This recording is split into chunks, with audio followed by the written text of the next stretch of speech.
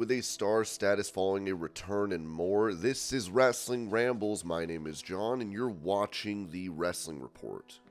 Before we move on, make sure you subscribe to Wrestling Rambles with notifications on, and don't forget to like the video.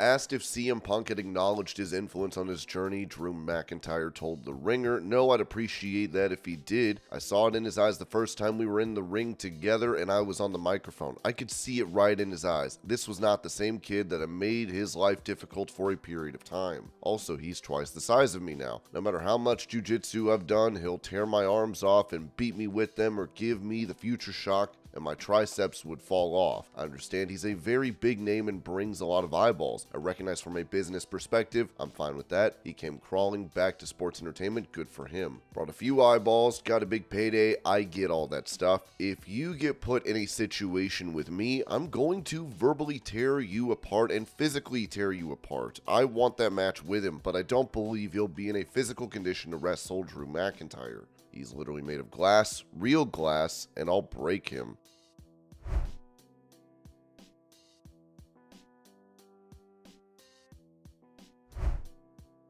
Revealing how he ended up joining WWE, former star for the company, Mojo Rawley said on the Power Alphas podcast, "Coming in was kind of crazy. I had an injury in football with the Cardinals. My calf tore off and rolled up the back of my knee. It was 4.5 inches. You could put your fist into the spot where my calf used to be. It was horrific. I was out for 18 months. I thought it was done. I had moved on in my mind. I signed a contract to work at Merrill Lynch. I was fortunate enough to walk again, let alone return to the field of play. Rehab, I went to the University of Maryland to try and come back. I was looking at trying to go back to football, and I knew then I was talking to the Raiders and Jets. I thought I was getting a shot with one of those two teams. Even if I had, I could have been cut the next week. I was well aware of that. I wasn't sure what I wanted to do, but I had this opportunity to check out what was going on with WWE because the Gronkowski brothers were some of my best friends and their dad was college roommates with Mike Rotunda. They made a phone call. We talked to Mike. He set up an interview tryout thing. That was it. I got the offer and I left football to come to wrestling. I spent my entire career to make it to football. I got to that level. I would have been compensated as such. I would have been making somewhere in the neighborhood of $400,000 to $500,000 a year with football if I made the team, which those are big ifs. I had the opportunity to come to WWE making $39,000 a year, start from scratch in an industry that I had only watched on TV and had done nothing in. Sat down, really evaluated things and long-term aspirations, and I was like, I want to do this.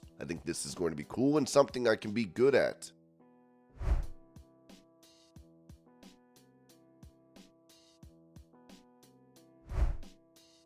Touching on possibly being the main event of WrestleMania 40 on night 1, Bayley told Alex McCarthy of the Daily Mail, "I would never say that the women shouldn't be main eventing a WrestleMania, especially at the caliber of Rhea and Becky. Becky has had an insane career already, and Rhea, her rise has been so quick. Fans love her, but she's still so young. Rhea, you got time to main event WrestleMania some other time, because this year is mine and Io's year. This year has been the role model's year, starting at Royal Rumble, okay? And I've been doing this for a long time, and I've been fighting for this for a long time. Becky's had her main event spot, so it's time for the role model, ding dong, hello, Bayley, to take this main event spot. You guys can have the first night, and I'll take the second night. You know, we can do that. You never had two women main event both shows at WrestleMania. Why can't it be this year? It's the biggest WrestleMania of the year. With all due respect, I would like to take that spot. Rhea, you're very young."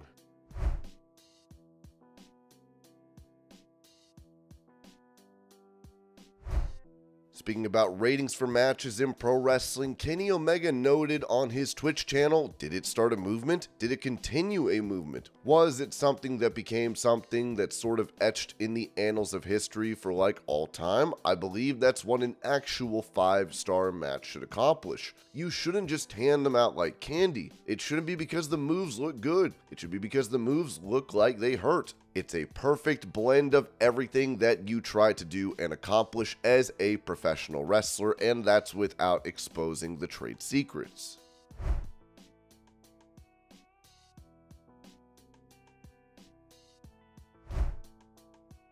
When it comes to information regarding a new program for WWE, Ringside News wrote that WWE Speed continues to prepare for its debut by filming matches, with an intriguing development noted during the March 22nd tapings. In anticipation of WWE Smackdown, the company recorded 2 matches for their forthcoming social media show. These matches featured Cedric Alexander facing off against Odyssey Jones, followed by Tyler Bate squaring off against Angel Garza. However, what caught attention was the internal listing of the producer for both matches. According to Fightful Select, longtime WWE talent Pete Dunne was internally credited as the sole producer for both matches, without a co-producer listed alongside him. This is notable considering Dunne's reduced visibility in recent times. Despite being just 30 years old, Dunne has been actively competing in the ring as a member of New Catch Republic. The inclusion of Dunne as the sole producer for these matches raises questions about his potential involvement in producing more content for WWE Speed, or if it's merely an experimental endeavor for the new program.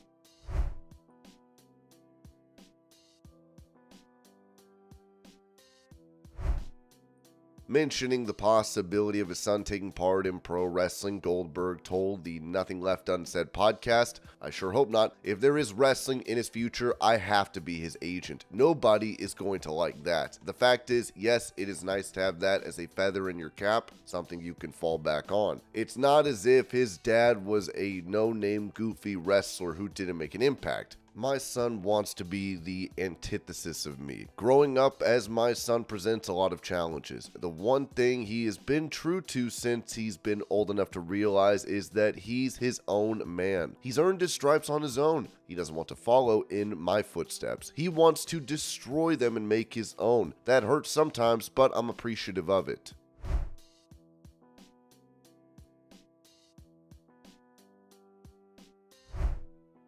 In a video, Matt Cardona can be seen in the crowd before making his return to the ring for TNA Wrestling. Sean Ross Sapp of Fightful added, "There has been much made about TNA offering per-date deals or contracts to talent of late, which actually works to Cardona's favor. He and the company parted ways over a year ago, as he did not wish to sign a contract with them. We reached out to Cardona, who confirmed he's still a free agent, and on a per-appearances agreement. He said, always, then, now, forever, quote me on that."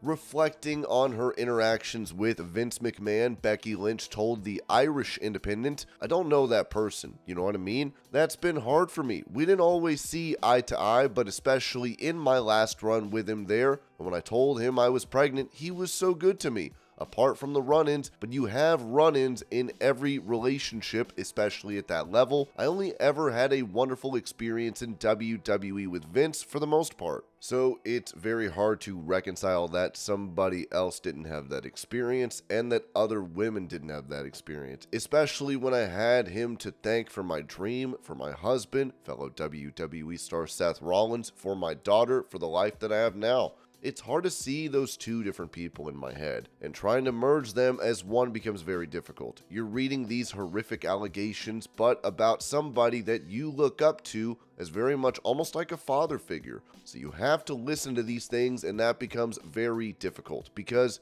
you've had no negative experience and you want everybody to have the experience that you've had. Because I would always love my interactions with him, and that becomes very, very difficult, especially as a woman who has been so driven in changing the way that women are treated in wrestling and making sure that it is a safe space, that we are seen as athletes, that we are taken seriously, that we are appreciated for our minds, for our body of work, and for what we do in the ring. Lynch previously said this regarding the allegations against Vince McMahon, telling Inside the Ropes, "I've been fortunate in my career that I've always felt supported by the company. These allegations are horrible. It's hard to reconcile as a talent and as a woman, but my experience in WWE has only ever been amazing. Yes, in the beginning, there were some restrictions put on things. We couldn't punch. We had to hair pull. There were weird things there. Being able to push us forward, push women forward, I'm very grateful for that, and the opportunity to even have my family. This company, some of these things are hard to reconcile."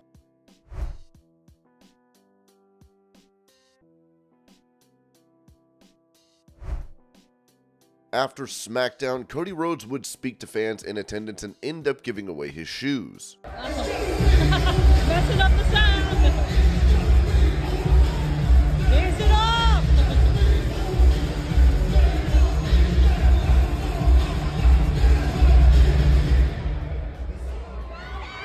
Cody! Morgan, you have a good time tonight.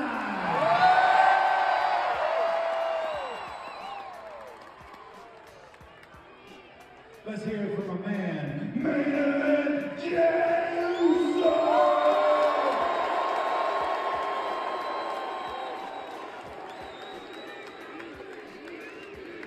So, we're at that point in the night, right?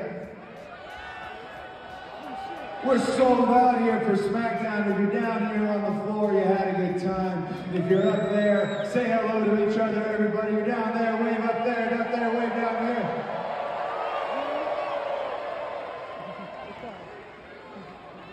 So, I'm in a predicament. Guys. I usually have something to give away. The mic. The shirt. The shirt. I usually have something to give away. I was informed earlier that I can't give away Jay's shoes because we got shows this weekend. You can buy another one.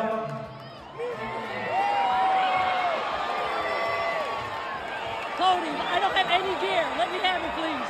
Maybe I'll just give away my shoe. Cody, give it to me, man. Here's the problem with the shoe, though. This is the whole thing. This is the real dilemma I'm in. Jay knows this dilemma just like I do. I can only give this shoe to the loudest person in here tonight.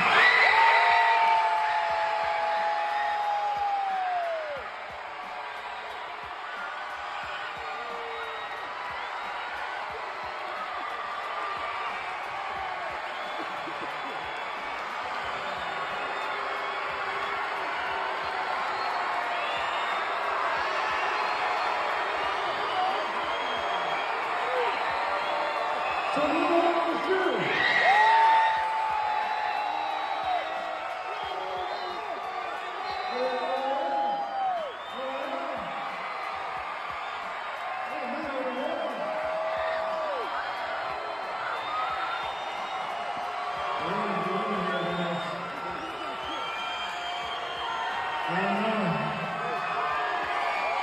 What do you think?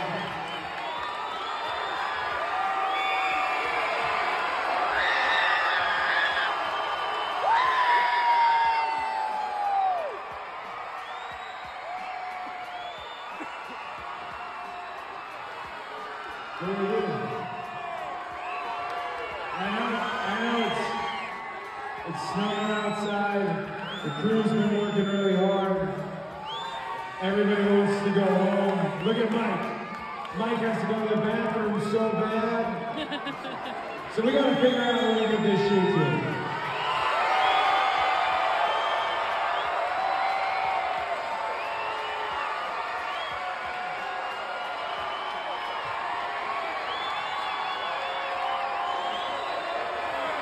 Alright.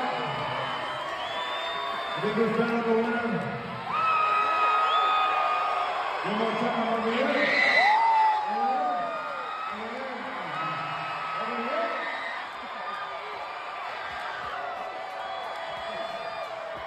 Alright. Well, you know what? I got two shoes, guys. We got two shoes here, yeah?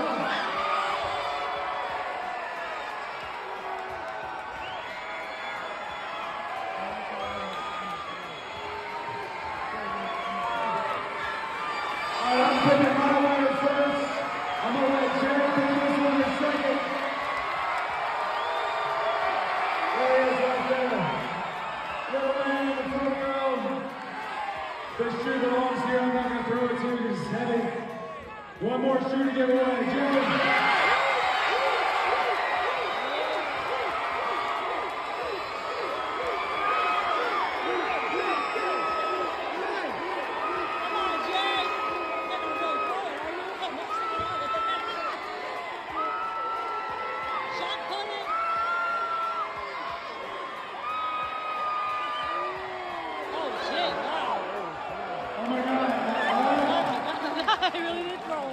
Milwaukee, Really? absolute pleasure, absolute privilege. I'm going to stick around for a second, sign some autographs and take some pictures. We do have to get out here at a certain point. Guys, I hope you had a great night. I hope you come back when WWE's back in Milwaukee. God bless you guys very much. Good night. God bless. Love you all. Let's go.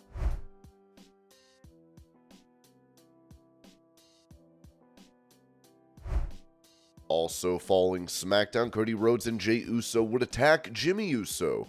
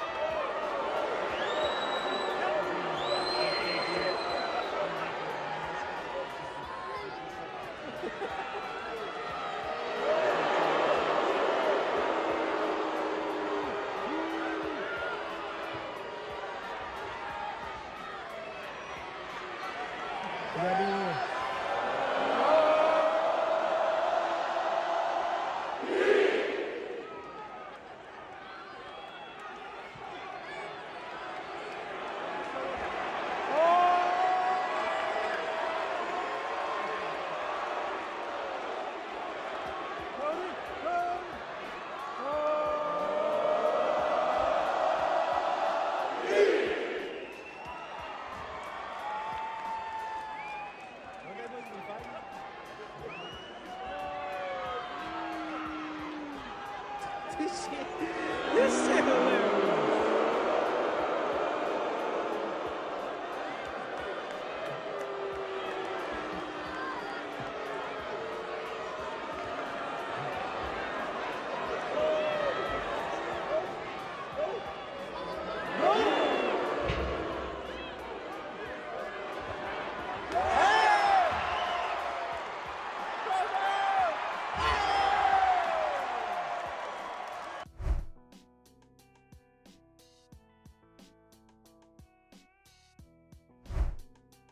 Giving an update on the health status of AEW star Wheeler Yuta, who has not been seen on programming since January. Sean Ross Sapp of Fightful noted that they didn't expect him to have a long-term injury or anything like that. He was scheduled at the end of the month for CMLL.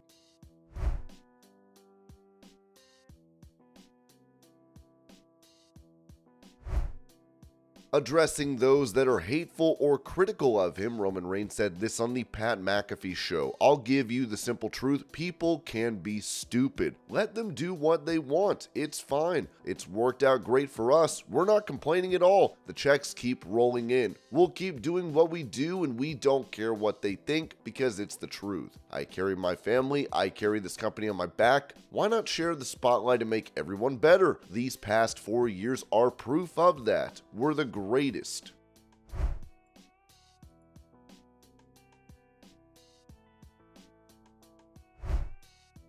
Criticizing WWE Hall of Famer Bret Hart for being unsafe in the ring, former WWE star Tom Stone told the Cheap Heat Productions podcast, "Bret was an ass in my opinion. Bret talks about not hurting people. BS. He pile drove me and almost broke my neck. He portrays himself like this guy who was real careful. I don't think he was."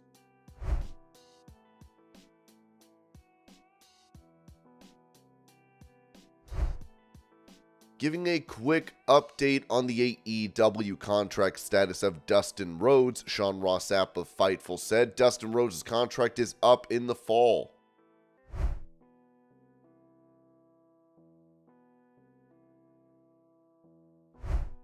For a recent stream on Twitch, former AEW champion Kenny Omega named his favorite pro wrestler. Here's the clip. I do think that Kurt Angle is the greatest. I can't even say just in-ring. For me, he's the most complete wrestler of all time. He's my favorite. He's my go-to guy to study for me. Being an athletic guy that wants to be able to mesh well and complement every wrestling style, but also not. I'm also, of course, anyone who's familiar with me here in chat, I'm not afraid to embarrass myself or do silly things. And that's what I loved a lot about what Kurt did on TV. And Kurt Angle would respond on X, writing, "Much respect, Kenny. Hope to meet you one day."